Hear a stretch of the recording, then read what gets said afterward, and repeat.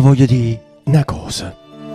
Quando vi sto vicino, non mi guardate, se no scombina.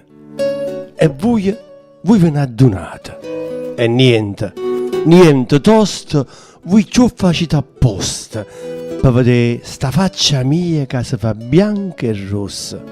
E ci trovate sfizie, ma perché? Voi mi guardate e trema a capo pera come una fronno viente. Ma repara, ma ancora trema. Sta faccia un pensiero, e che si suono dolce si fa amare.